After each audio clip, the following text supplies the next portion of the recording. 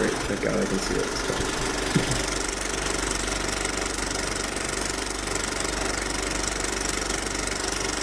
Just put this in just to kind of like give people a chance to get to the feed.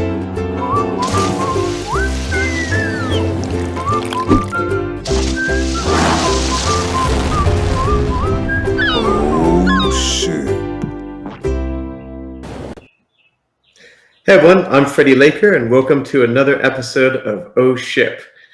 This week we're joined by Robert Scoble, both noted author and journalist, and even been working in the tech industry the last couple of years. Welcome, Robert. Hey, thanks for having me on. So the format, as always, for those of you that haven't tuned in before, or those of you that have, we like to focus on Oh Ship moments. So we talk to people that are in the tech world, the entrepreneurial world. We love exploring exciting things that people are working on, but we also love hearing about some of the things that maybe other people aren't talking about, as we like to call them on the show, oh shit moments. So for those of you that you're tuning in via our live stream, please feel free to ask questions. You can enter them in, whether you're watching us on Facebook, Instagram, LinkedIn, Periscope, Twitter, wherever you're at. We're trying our best to monitor all the comments. We'll try and fit them into the conversation when and where appropriate. But we love an engaged audience, so we're just happy you're out there and we're happy you're tuning in. And for those of you that aren't watching live and are rewatching this on the rerun later, please feel free to leave comments on the videos and we'll chime in where possible. So again, thanks for tuning in to Oh Ship. I'd love to actually set up introducing Robert with how I met him. And so at the time I had a startup called Guide, and it was a text to video startup. I joked it was, I guess one of the companies I had that's a notable failure for me, didn't turn out to be what I wanted it to be. Basically, a nice way of saying it was it took text and converted it to video so you could watch it. But the first version of it, we used avatars. We had these like three-dimensional avatars that would kind of read the news to you, whether that was an anime character or a puppy or a human, whatever it was, it would read the news to you. And I was very, very, very excited about this technology. And the way I can liken it to, though, it's kind of like if you have like food on your face, or you got some mustard in your mustache, or you just have an ugly sweater. And none of my friends had the courage to tell me that I was wearing an ugly sweater. And these avatars, in hindsight, I think were an ugly sweater. And I remember meeting Robert and just starting my relationship with him. And he minced no words in letting me know that the avatars were not a good idea. And were very much an ugly sweater. And although I think I was pretty bummed at the time, I've always respected him for not mincing words with me, and always kind of letting me know really what he thought. And really, I think that's one of the things I think was so fascinating about Robert. You're going to get a straight point of view on him and whatever he thinks about, and he's going to be really blunt and to the point, but always insightful and with a great point of view, which is how he's communicates, whether it's whether he's blogging or as a tech journalist, or even his latest book, which actually got a new one that came out last month. Yeah, got it here. Oh, definitely got to dig into that at some point. I'd love just to maybe start, because I was again thinking about the journey that what personal journey I have with you, and also I think people that have followed your predictions over the years. And I think it'd be fun to kind of go back and look at some of the tech, and then I think we could declare, on the right track, or maybe a little bit of a no ship. I interviewed 6,000 entrepreneurs over the last few decades, and was the first one to see the first Tesla. Elon Musk gave me the first ride before he gave his best friend a ride. I was the first one to see Siri. I was the first one. Uber was invented literally in front of me in Paris. So I've been around, and I've seen quite a few entrepreneurs try to get to the market. And I have a bar of some kind informed by all that. And when somebody doesn't meet a bar, I'm like, that's probably not going to do all that well. And here's why. I got to hear this. I have never heard you mention this before. You just said Uber was basically invented in front of you. So I have to hear the story. Yeah, we were at the Web conference, which was a fairly big conference of the day back in 2008. And I was a speaker at this conference, and there was a snowstorm. which meant that very few cars were able to get into the venue and pick up people. And I had the last speaker car. So me and a few people were in the last speaker car. And I remember we saw Marissa Meyer and her husband walking in the snow toward the subway. And we said, get in. And so they ended up on my lap. And 3 cars in front of me, Garrett and Travis, were basically inventing Uber. And when we met up at the subway, several of us remember talking to Garrett and Travis about the transportation problem. And one of their quotes, I think Garrett said, why can't we see where the cars are on our phones? Right. That's amazing. So literally, that was the genesis of that and a few other things. But, yeah. But the beginning of the idea coming together, that's awesome.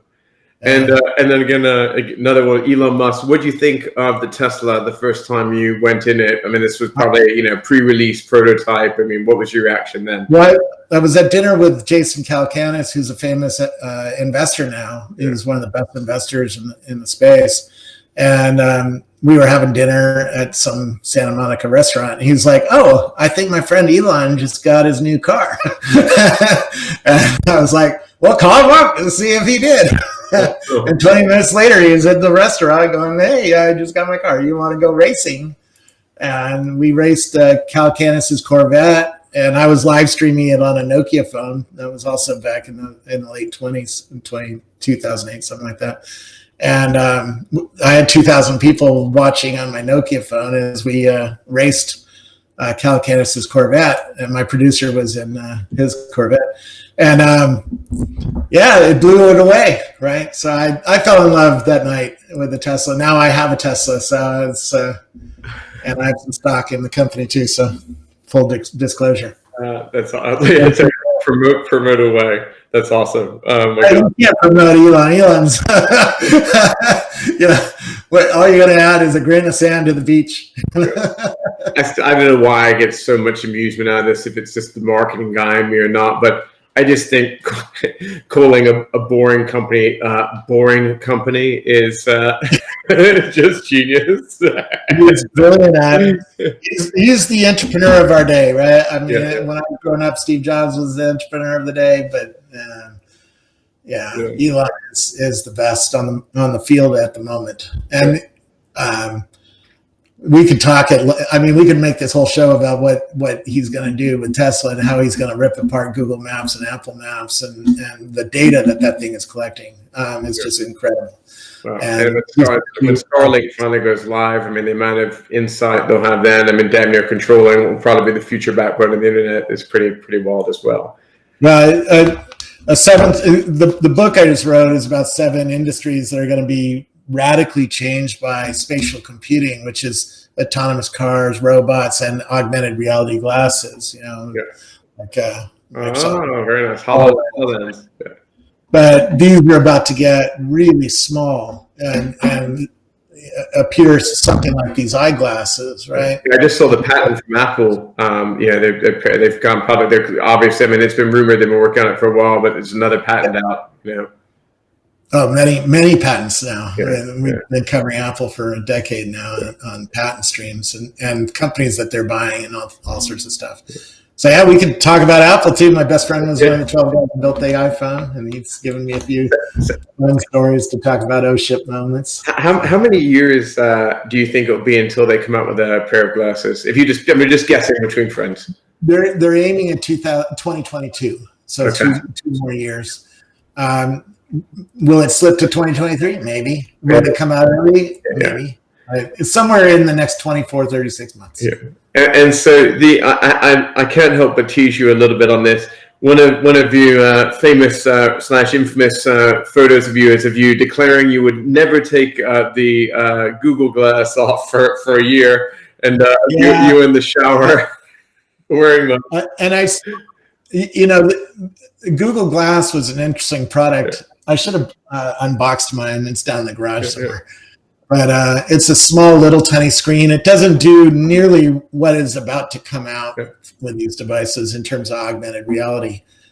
And it had some cool utility, and then it just never improved. Yeah. And And there were things that needed to be improved. A GoPro camera was better at videoing, which was funny. Everybody said, oh my God, that's a privacy intrusion, right? Yeah, but I would never use it to record you because actually turning on a GoPro would be way better video quality, right? There was a lot of, I think, once the weird hype stigma machine kind of turned against it, there's just no way they were going to be able to walk it back. And I suspect that Google's probably working on something pretty amazing behind the scenes as well. And who knows, I'd be shocked if they weren't planning on putting something out with similar timing to kind of Apple at this point. Who knows? They may have to buy all the Magic Leap tech from those guys if those guys go bust. Well, they were one of the first investors in Magic Leap, right? So they could easily buy Magic Leap back in and do that. I have a feeling that after Apple enters the market, everybody's going to dive in because this is such an important field. Just eyeglasses alone, 60% of us wear eyeglasses. Both of you and I are wearing eyeglasses, right? So if it can disrupt eyeglasses, that's a huge market. And then within a decade, it's going to disrupt all computing because you're going to get virtualized screens around you when you're wearing these devices. As soon as the optics get really good, and that's just a matter of years, right? By the end of the decade, we get really amazing optics with really amazing visuality. And then from then on, why do you look at a phone or look at a computer or any of that? All becomes irrelevant. And I think it's really hard for people to wrap their head around these kind of concepts, but you also have to, again, remind yourself that, iPhone's really not that old. And then think about how transformative that was. That's, a decade now or so. 12.5 years. And so imagine what can happen when the first one of those comes out. And then you add 10 years to that, boom, things are, completely wiped out. We're just about at the Newton phase, right? This is like the Newton, right? It's too big. It's underpowered. It doesn't quite have enough utility, it's too expensive, it's too heavy, right? There's a lot of things. But the tech industry is really good at making things really, really small and really, really cheap, right? Steve Wozniak in '89 showed me the first dye sublimation color printer in Silicon Valley, right? He's co-founder of Apple, had a lot of money. Spent $45,000 on this printer to print Photoshop 1.0 images. I know what, they're $59 now or something, A $59 printer is way better than that. It smokes it. It's not even close, right? It's cheaper to operate. It's way better resolution, way more permanence, and better color. And he had a $45,000 RAM disk to run it, and that was a 400 megabyte RAM disk. 45 grand just to buy the memory for Photoshop 1.0. Now you have 600 times more on your iPhone, right? So real quick, what are the 7 industries of the book? Fintech, education, entertainment and telecom, retail, transportation, and there's another one in there somewhere. Healthcare. So not to put you on the spot, but in the spirit of oh ship moments, which one of these industries do you think is about to get disrupted the most and have their own oh ship moment, if you will? My favorite is transportation. I had the first video of the Google self-driving car on YouTube, right? I've been following Sebastian Thrun and his team ever since he was at Stanford back in the mid 1990s. I think transportation is going to see a massive shift in the next 15 years. Autonomous and due to a bunch of other things that are happening all at the same time. But I think probably the most exciting one for us, education.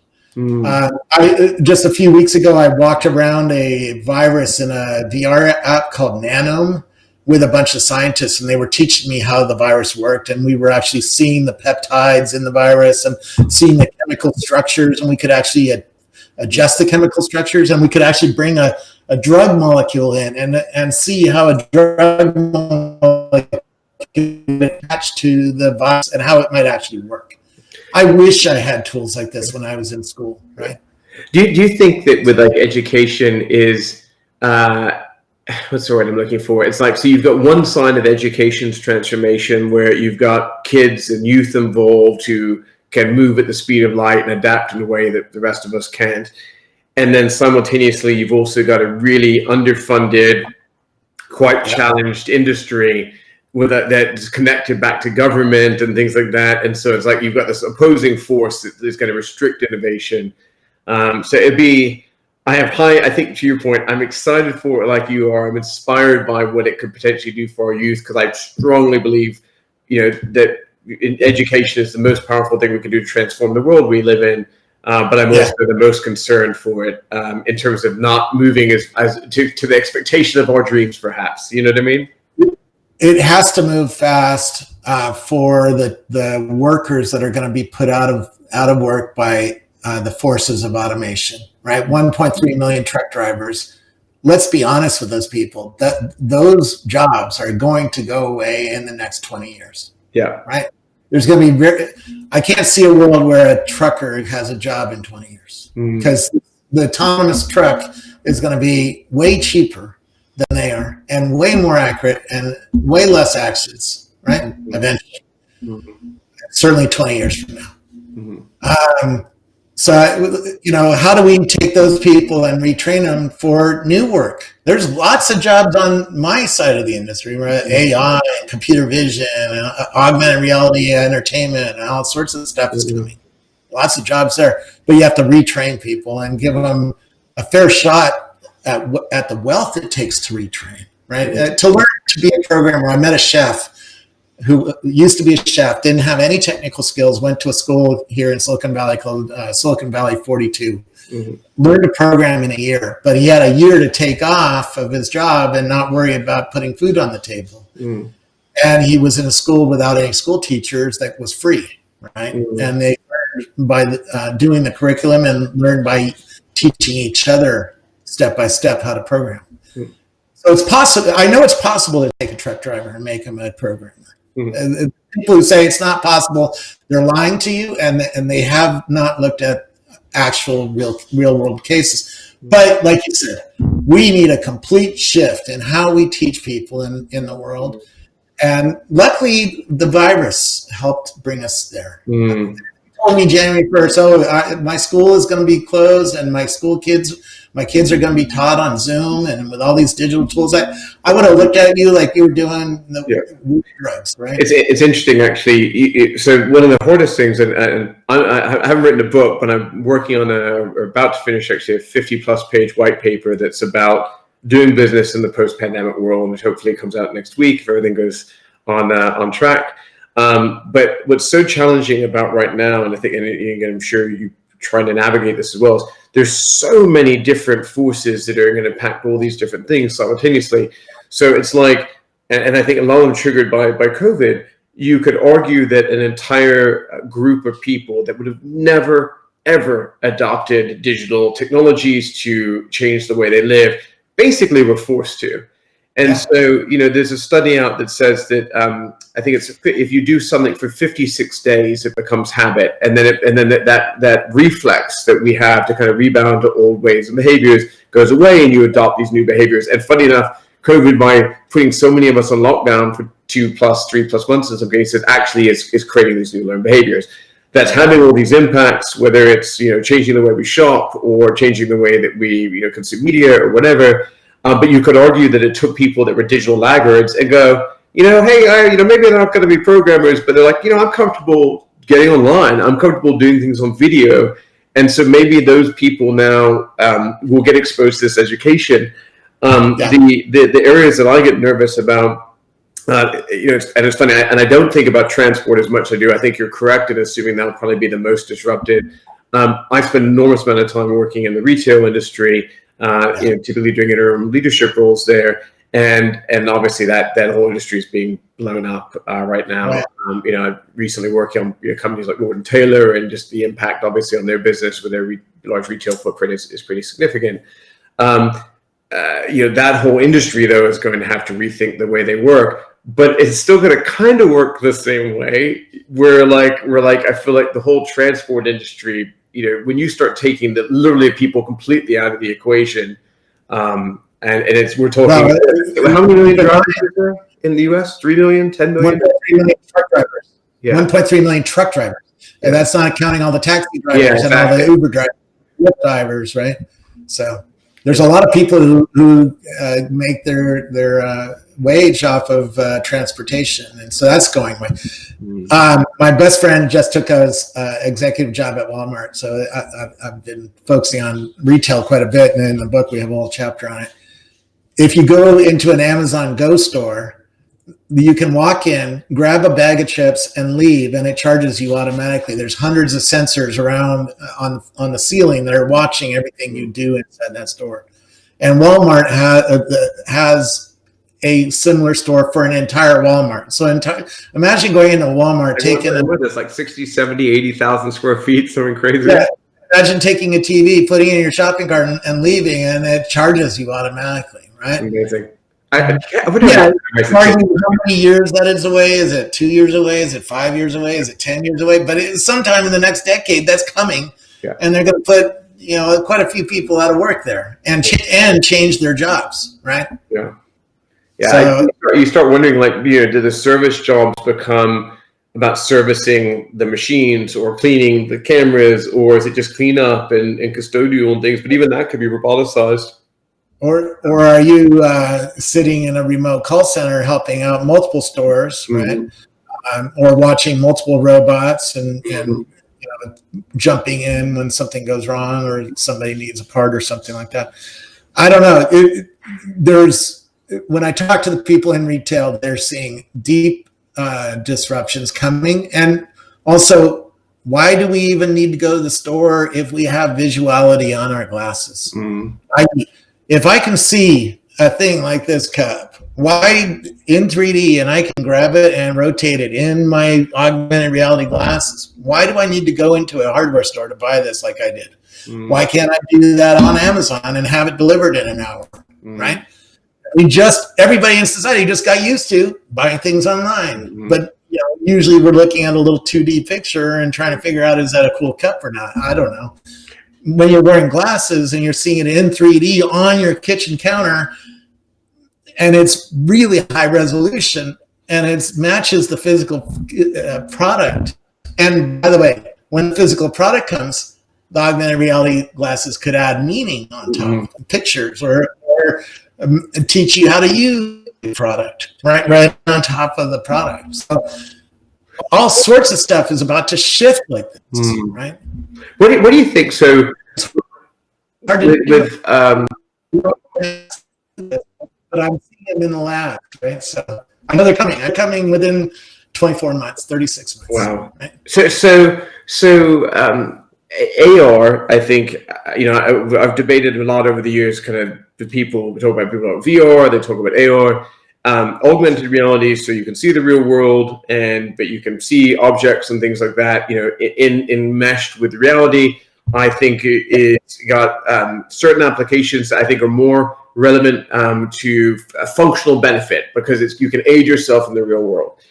I've had an evolving point of view on VR because I think I used to kind of think about VR was the future of everything, but now I've started, at least in my opinion, to feel like VR is actually better for entertainment, because you can leave the world that we've got in, maybe not as quite as relevant for business, because even meetings and stuff, I think I benefit more from AR, seeing you projected in my office or whatever, versus being in a completely virtual work environment. But I know you're really passionate about the space, and I'd love to kind of get your take on that. It's interesting. It'll be really interesting to watch Apple over the next 5-6 years, and Facebook, because Facebook is right now builds the Oculus Quest, which is completely VR. It's a black. You're totally in a black. I have one back there. Right. It's a black device. You can't see if it's off. You can't see through it. You can't see the real world. You're seeing when it's on. You're seeing completely virtual world. Right. But they're starting to add augmented reality into that device through cameras, and that's called pass-through. We call that pass-through.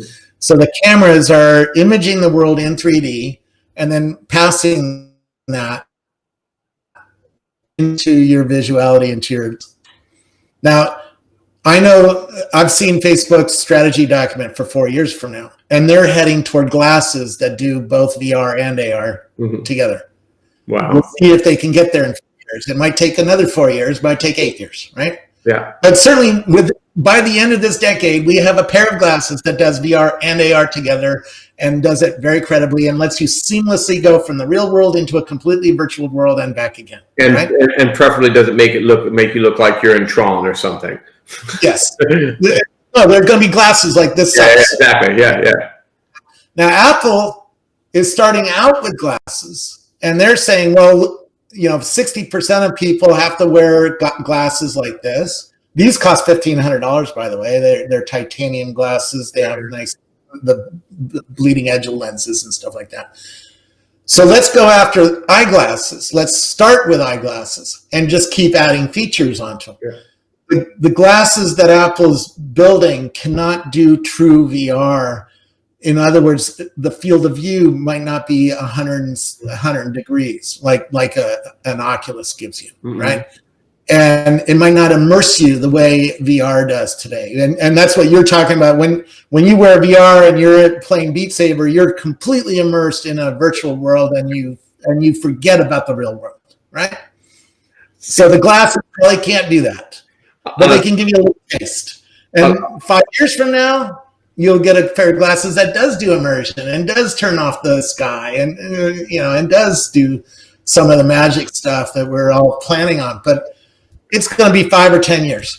By 2030, we have a pair of glasses that does it all. On a side note, by the way, I don't know how this has never popped into my brain, nor have I'm sure maybe someone else said this out there, but I've never run into anyone talking about it before. If they follow their normal naming conventions and it's called eyeglasses with a double alliteration, also EYE, also the same as I, sounds like eyeglasses, kind of genius. Well, I think the brand will be just Apple glasses or Apple Glass. Yeah. But we'll see. Find things to do with sticking an eye in there. But like I said, it sounds like I mean, I think if there's ever one where it still makes sense and it has some fun to it, I think. So some of the things we should talk about the glasses and sort of what it leads to for entrepreneurs who are watching your show, right? Yeah. Because there's an argument inside Apple. They have 19 prototypes, first of all. So they're spending many, many billions of dollars doing human factor testing. In fact, I hear that they've done more human factor testing on the products that are going to come out than they've ever done combined on any of their other products, right? So Tim Cook is being very conservative about this. He doesn't quite want to be John Scully and release the new. He wants to release a product that actually makes people go, "Oh, that is it." That's right? it. Yeah. And so you start. The low end is going to have, maybe you have to go to an optometrist and have corrective lenses put into it, but it'll have a LiDAR and it'll have eye sensors and it'll have a microphone. So now, let's say I'm using Siri of the future, right? And I want to say, "Hey Siri, how much is one of these on Amazon?" Now Siri today doesn't know. It does listen to you, right? But it doesn't know what you meant by one of these. You have to spell it out for sure. You have to say, "I want a Contigo cup on Amazon," right? In the future, the LiDAR is going to be able to image that cup, know that it's a Contigo, see the brand name on it, see the pattern of it, right? Compare it to all the other cups in the world. AI does that really well. And the eye sensors are going to know I'm looking at that cup. So now we can do a new kind of Siri and really make a lot of utility. We can also make you see at night, right? Because the cameras... projecting into your eye, you can enhance yes. Wow. The cameras alone can see better than you can at night. You can prove this to yourself. Go out at night and take a modern phone with one of these 3 camera phones, right? Yeah. And hold it up. You can see more on the screen than you can see with your naked eye, right? Just with standard cameras. Yeah. Wait until they make a 3D image of your street or of your house, and now you can walk. Of course, because they're meshing the 2 types of data together. Wow. Yes, because there's going to be a LiDAR with 300,000 points of data, and it's going to map everything in your house, and it's going to remember where your stairs are. It's going to be able to light night without having any lights on, right? So you start thinking that way. That's how Apple's going to disrupt eyeglass, because they're going to start out with, these things really haven't changed in 200 years. I mean, you get a pair from 200 years ago, they're basically the same as these. Yeah, they're not titanium. They don't have the thin lenses. They don't have great coatings on the lenses, but they basically do the same thing. They haven't really improved for 200 years. And Apple and others are going to bring improvement after improvement after improvement to eyeglasses, right? What I think is really profound about this territory, and a lot of people don't maybe think about it in this far. This is more than a consumer product. You could argue that, and what I mean by that is, you could argue that humans have become more powerful, more effective, more efficient by being more connected and having faster access to information. And what does this do? It actually provides the information even faster, than you having to pull a device out or whatever. And I've talked to some folks about this concept that, this instant access to information kind of makes you more than human. And in the conversations I've had with people, I've said, look, the first kind of people that get wired directly into the web or whatever, whether it's a chip in your brain or something, it's like almost like post-human kind of thinking. And that gives them arguably a competitive advantage over regular humans, and then you would argue that maybe in the beginning only wealthy people can afford this kind of tech, and then it would create an even bigger gap between the haves and the have-nots. What I love about the kind of stuff we're talking about, though, is these kind of products, especially if Apple or Google have anything to do with them, will not be out of the reach of regular people, certainly middle-class families, and this kind of access to technology really is going to, accelerate us. Maybe in some ways not good, but definitely in some positive ways as well.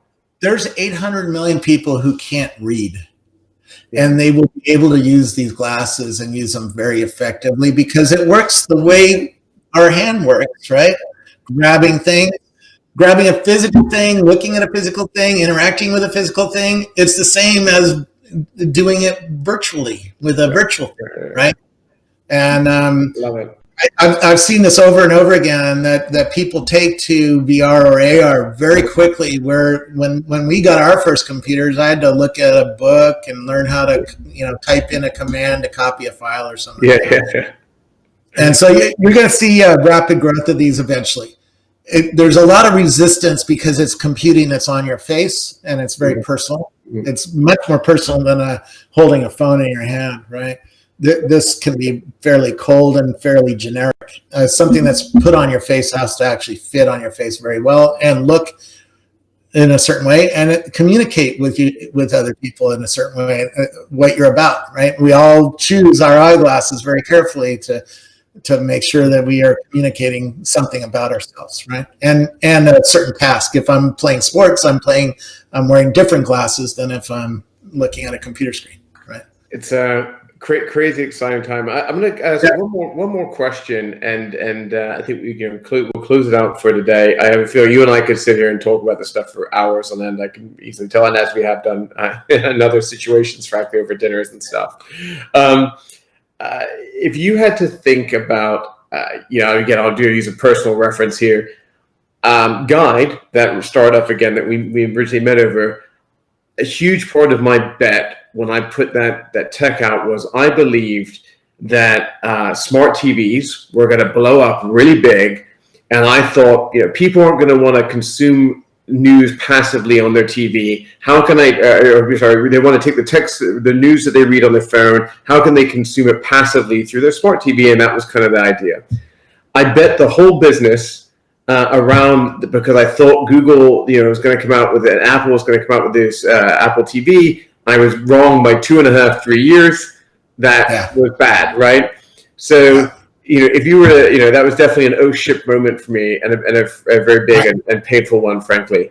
So if you were out there and making some friendly bets for entrepreneurs out there to invest in this space, and you were going to err on the conservative side this time, because I know you and I are big optimists.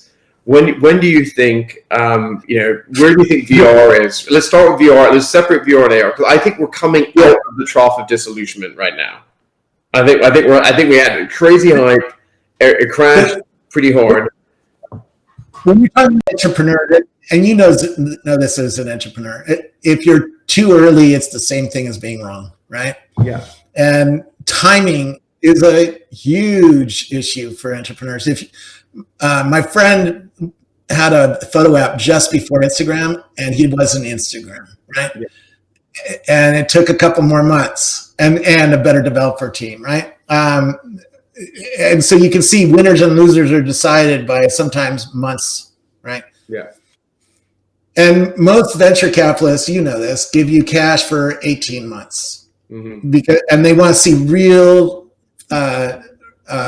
results in 18 months. So let's talk about 18 months. What's going to happen in 18 months? Yeah, that's a great idea. I love that. That's a great lens. This October, Apple's coming out with LiDAR on the phone. So I'm seeing a whole bunch of AR companies just starting to spring up that are using the phone for augmented reality, or existing companies like shopping apps that are starting to use AR in their apps because the phones are just about to come out that are going to be really good. And can you explain LiDAR for anyone that? Okay. So the front of your iPhone, right, has a 3D sensor that sees your face. Yep. Right. And that's how it unlocks your face. That 3D sensor has 30,000 points of data. The ones that are coming this fall will be on the back of the phone and see your room and have 300,000 points of data. Wow. So they start mapping out the room and mapping out things that you're aiming your phone at. And for anyone that's tinkered with AR before and it never quite looks right, this tenfold increase in tech is going to make things start looking incredible, basically. So next year, you're going to see a whole bunch of apps that use that 3D sensor to do new kinds of things. And you're starting to see them, like on Twitter, I saw a guy just shipped a new measurement app today that was really cool. And another guy shipped a copying app where it could copy something in the world and then place it around. Yeah, I saw that one. That was amazing. Yeah, so developers are starting to dream about what do we do with this LiDAR thing? What do we do with 3D visualities? What do we do with the augmented reality that's going to kick along? Next week is Apple's WWDC. I'm sure they're going to have a whole story about how to use the LiDAR and tooling, and right. And so you'll see the industry evolve. And so if you have something that can use augmented reality on mobile next year, I would do it, right? And pitch it to venture capitalists or pitch it to your bosses and say, next year the Walmart app should do this in the app, right? Then on the other side, on virtual reality, the Oculus Quest is rumored to be coming out with a new Oculus Quest either later this year or early next year with 4K screens. Right now, the screens are 1K each. Wow. I can't read text in VR. So I can't use TweetDeck. I can't use Slack. I can't do my email in VR. It just doesn't, it's not sharp enough. Even watching a movie, I want to use VR as a personalized movie watching device, right? And watch something like Big Screen. Big Screen is doing all these events, virtual events with a big screen and lots of social interaction watching a movie like you would in a movie theater. But the screen just doesn't look very sharp on Oculus Quest. Next year, it'll look badass and it'll be lighter and the cameras will be better and the hand tracking will be better. So everything's going to ratchet up in VR next year. Now, does that mean it sells 100 million units? VR, Oculus Quest so far has sold around 1 million units, right, in the first year. Next year, when this new device comes out, I can see it selling 3 million units. Yeah. We're on an exponent, but we're not far along that exponential curve yet. 2022, 2023, 2024 is when that starts getting really nuts, right? But next year, expect excitement, but not mainstream, right? In VR. And there's 1,800 companies that are on my Twitter list that I'm watching in the space, and they're all trying different things in VR, different kinds of games, different kinds of education, different kinds of training for corporations, right? There's a lot of paths to how you use VR in enterprise or in consumer. And all of those will get more and more interesting next year. So if you're one of those people, I think we're now through the desert. The last 4 years was really tough in VR because there just and there wasn't enough use case, and and there was too much pain and too much friction for using VR, that you had to be corded down to a PC, right? Oculus Quest gets rid of the cord, gets rid of the PC. It's all self-contained. It's $400, right? So you're seeing the industry is starting to take away pain and friction from these devices, right? By the end of next year, I think we're going to have some really exciting VR devices that are going to get the mainstream interest. Even the next generation of PSVR on that new PlayStation 5 is going to be epic. I mean, and I hear that's going to be wireless, so no cord. And I hear the PlayStation has a badass GPU in it that's doing amazing demos. And so watch PlayStation later this year is my prediction also. So next year, there's going to be a lot more heat in the VR industry. And going toward the end of next year, you're going to see Apple with their glasses start to really raise the heat on glasses. I don't expect to be able to buy them until 2022, but I think you're going to see, lots more rumors at minimum. But I think Apple might have some announcements with the iPhone next year about the glasses. And that leads into 2022, which is a little bit longer than 18 months, right? It's 24 months, right? If you buy a pair of those and you intend on doing any shower shots, make sure you warn me the day before so I can short the stock and then come back once the media for a dive. My wife says no more shower shots. She took that picture. She said no more shower shots. So good. Sorry. We've all talked about new stuff. Do you want to cover a couple of those ship moments from the past, things that I've heard? Or? Anything you want to dig into? I love hearing people's ship stories. I wish I was inside Tim Cook's office right now to hear some of these moments about the glasses and some of the trade-offs he's having to make and how he gets stuff done, right? Sure. But my best friend was one of the 12 guys who built the iPhone. He was the guy who pitched visual voicemail, the feature visual voicemail to AT&T. And he told me, we had this big meeting. AT&T came to Cupertino. The CTO was sitting in the front row, and we pitched visual voicemail and explained how it would work. And he said the CTO basically told him, you're effing nuts. There's no way you're going to get that feature. It requires ripping up so many systems inside AT&T that there's no way we're going to do that work. And obviously, we got the feature. Andy's story ends with, I complained to Steve Jobs, and Steve Jobs took care of the problem. And then you're like, that's what that phone call was like, but he made some shit happen, huh? I was working at Rackspace, and the former AT&T CTO or CEO came and gave a speech. And so I put up my hand and I said, "Hey, I've heard this story from the Apple side. How did Steve Jobs convince you to get your CTO to do all the work she didn't want to do, right?"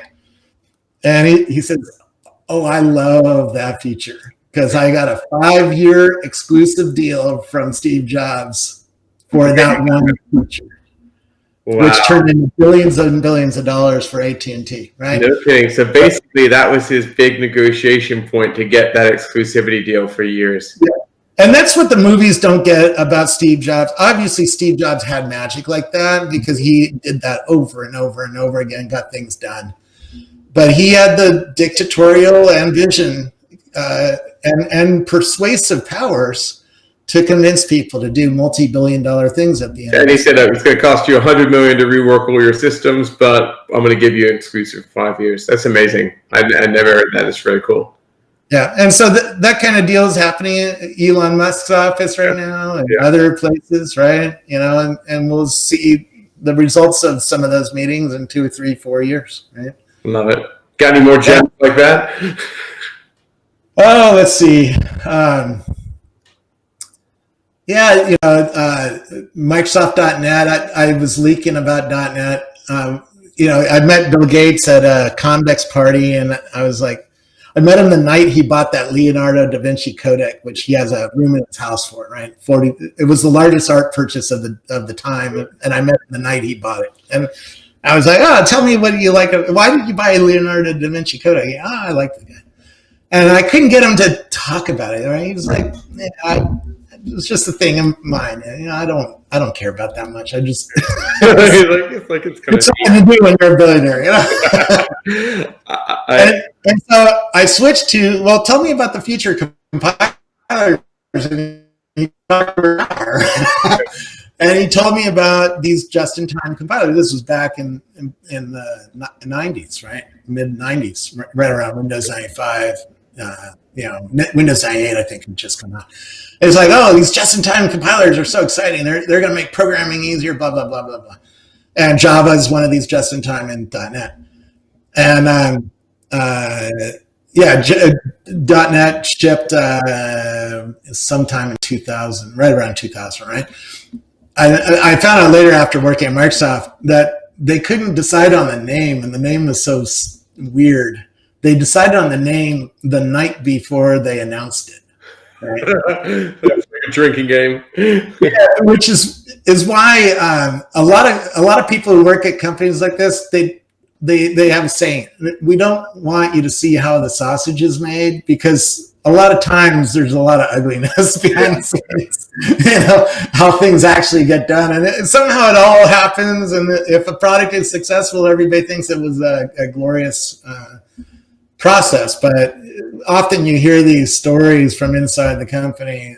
No, it's a rough process, and it's rough right up until the minute of getting on stage. I mean, even iPhone, Andy said that they had gotten 10 prototypes, and they had graded them. So Johnny Ives and the team were looking at each of the prototypes with loops and grading them into piles. And they had their A1 prototype pile, and they were plugging them in to upgrade the software on them. Well, that process blew a chip in those 10. And so they blew up the best 10 prototypes for their demo. And he said that's why if you were in the press, you saw some demos around the demo space that were all dark, because they were dead. Banged up. Oh my God. The joy. Stories about how real companies are built and how messy it is. And I love that.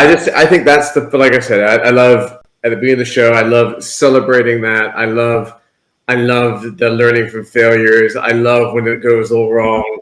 I love to complain about those moments when they happen, and I love to laugh about them later. I love when other people can come on and share those moments with me. That was awesome, Robert. I really, really, really appreciate you coming on. It was so good just to spend some time shooting the ship with you. And I love actually looking forward to getting a copy of your book. I'm going to go order it on Amazon. Actually, the moment we get off this call, the head of AR team says it's a must read. So yeah, show it up on the screen one more time. Yeah. So if anyone wants to go out there, get the Infinite Retina, you can get a great idea of how smart Robert is. He's always got some really great input. I've read a bunch of his books. Smart guy, and you're always going to get something there. Robert, thank you so much. Thanks again, and thank you for coming on our ship. And thanks everyone for watching. And if you're your first time watching our ship, please follow us on Twitter at OShip Show, Facebook at OShip Show. We're actually in the process of releasing a new OShipShow.com that will make it really easy for people to engage with us in the future. So have a great day.